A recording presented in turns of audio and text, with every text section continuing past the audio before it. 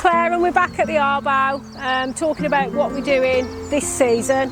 So at the moment it's just tidying up and trying to keep the plants alive because the weather's been so dry. So I have got the sprinklers out this morning, which we don't normally do, but we only do when the plants are really struggling.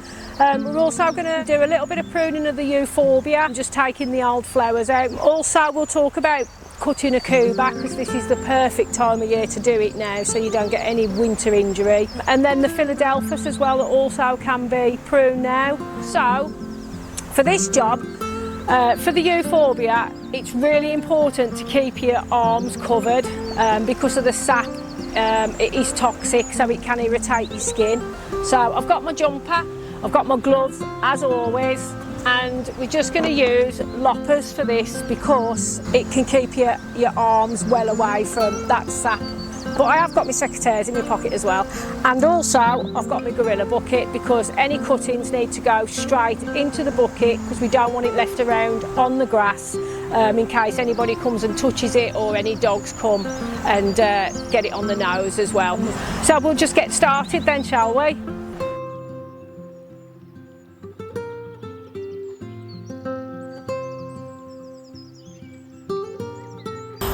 So these are the old flowers. This is the euphorbia, and this flowers late winter, early spring, and the flowers are absolutely beautiful. But now these flowers are finished and they're looking messy, so we're just going to cut these off. So you just take them off.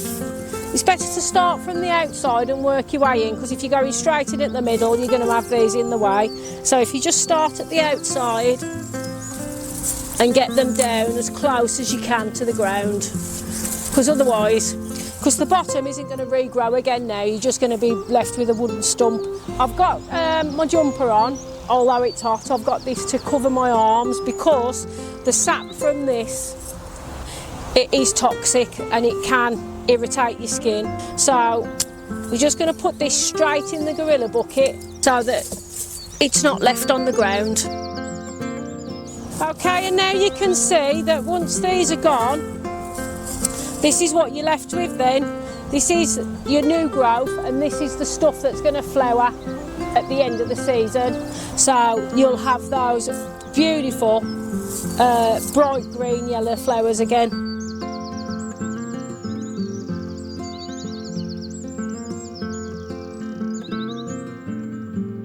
So we're also talking about pruning the aucuba, which is the spotted laurel. If you've got it in your garden, now is the month to prune it, because if you do try and prune it in winter, it will die. It'll turn black and it'll die, and that's because of something called winter injury. It just doesn't like being messed with, so now is the perfect time to do it.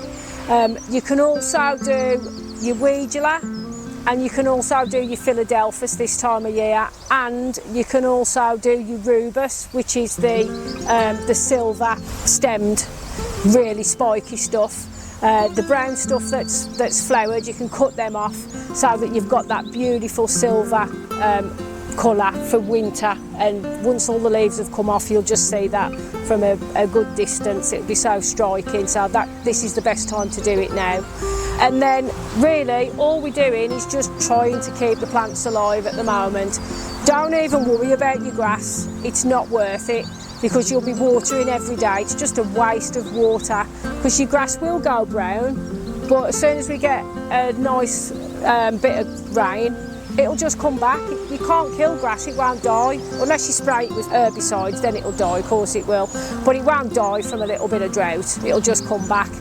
As you'll notice, it's quite sunny and we have got the sprinklers going. It's not ideal, but sometimes you've just got to think that might scorch the leaves, but the state that these plants are in at the moment, I would much rather them have scorched leaves than dead roots, because you can't come back from dead roots, they can come back from scorched leaves. So first thing in the morning is best, or you can do it late at night, but some people do say that if you're doing it late at night, then that encourages the slugs and the snails to come and eat them. But if you love slugs and snails, I absolutely adore snails, I just think they're so cute. What you can do is you can offer them some cucumber.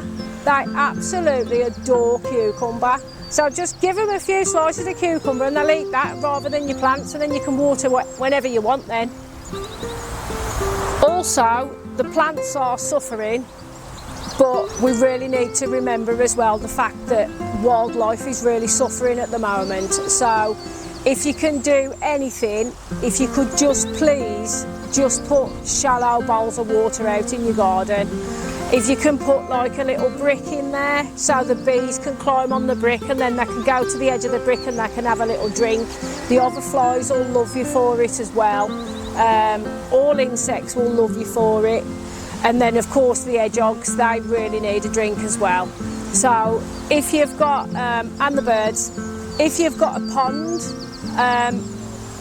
it's no good just putting a ramp in because an animal can just swim straight past a ramp when they're panicking, so it's better just to have a shallow end and then a beach area.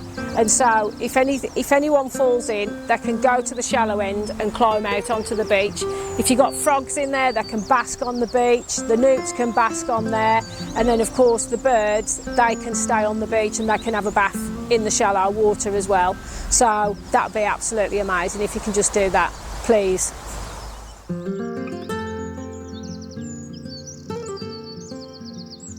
Okay, so I hope you found that really helpful and interesting, and thanks for watching, and we'll see you next time.